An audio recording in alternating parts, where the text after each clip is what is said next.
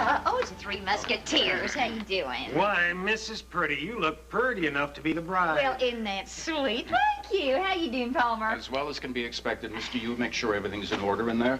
And Sloan, you have some things to do, I know. Well, you're certainly in a dandy mood. Damn it, Opal.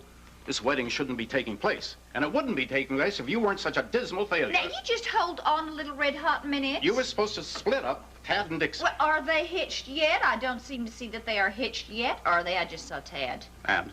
Well, he is a basket case. You talk about prenuptial jitters. You think he may not show? Oh, keep the faith, baby. You just keep the faith. I'm about to seed the clouds. This wedding may be called off on account of rain. Talk to you later. Well, now, for heaven's sakes, darling, everybody gets butterflies before they say I do. What with 6 out of 10 marriages ending up in the divorce court, you know? That's just great, Mama. That's just beautiful. Tell me all about divorce statistics. That's just now, fabulous. honey, you are gonna be the exception. After all, you've already had 2 divorces, so the law of averages is on your side. Oh, Paul. Tad has matured a great deal since that time. I think he and Dixie will have a very happy marriage. Well, I sure hope you're right about that, because you know what they say. 3 strikes and you're out. Ruth, maybe I will have that cup of coffee. Good. I'll just be a minute. Oh, no. I'll, maybe you'd like to help me get a cup of coffee? I don't Why, know sure, where it I is. could use a cup of java. Sure.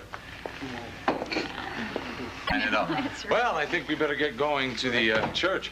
Right? Yeah, okay, all set. You mind if I take Tad over? We're going to drive him over ourselves. Oh, now, pretty please. I just want to spend a little private time with my boy. And besides, he hasn't had a chance to ride in my new car. It's okay. I'll just meet you at the church, okay? Thanks. Everything's going to be fine. You look fine. All right, well, then let's shake a leg. Darling, I'll see you at the church. Oh, you sure will. Save me a seat now, would you? Bye-bye. See you over there.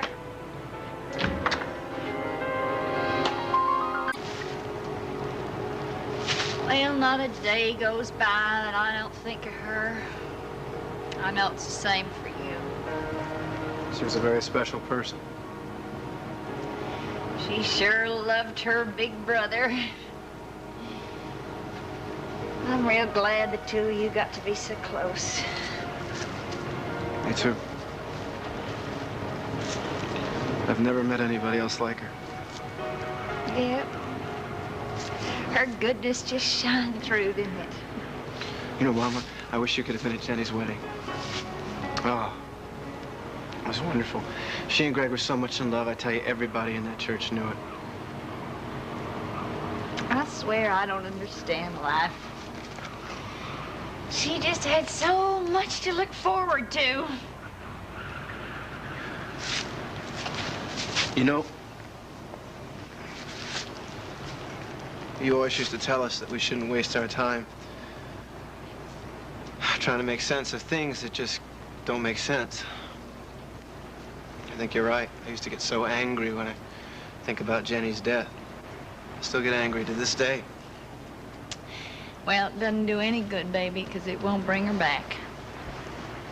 No, it won't. You know, if she was here, I think she'd be happy for me. I'm not so sure, Tad.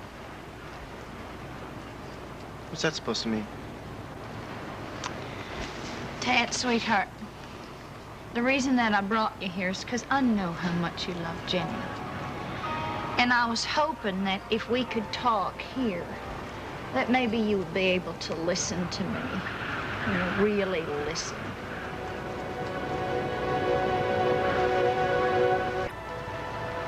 Mama, Jenny wanted me to be happy. Oh, you bet your boots she wants you to be happy. But the question is, what is it that is going to make you really happy? Dixie. Look, I got nothing against Dixie. I mean, I think she's a real nice gal. And if I thought that you were ready for this, I would say go for it. I am ready. Are you ready, Ted? Are you sure that you're really ready? You know, Jenny's death taught me a very painful lesson.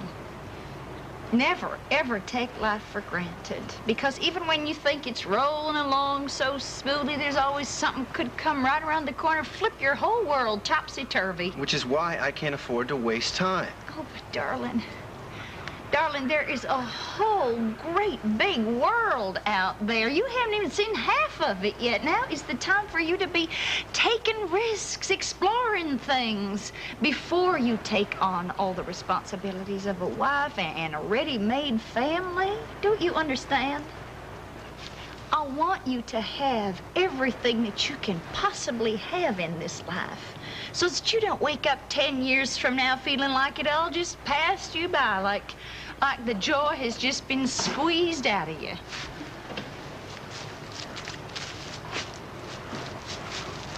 But I love Dixie. I love her baby. She's the only life that I want. Well, that's what you say now. But are you really going to feel that way a year from now when you are struggling to make ends meet? When, who knows, you might have a kid of your own on the way? Mom, I can't afford to worry about the future. I can't lose Dixie. Well, is that what why you're rushing into all this? Because you're afraid of losing her? No. Because if she is the right girl for you, Ted, she will wait. Now, you have always hated having to answer to anyone. Footloose, fancy-free, that was your motto.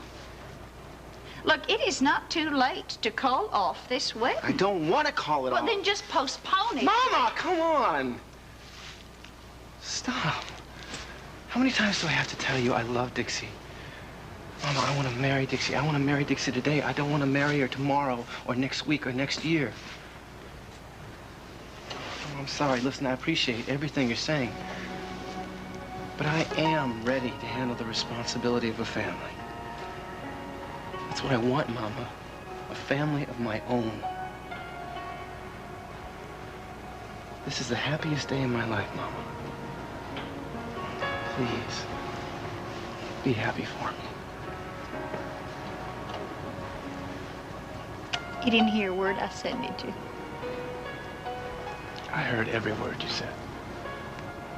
But it doesn't change my mind.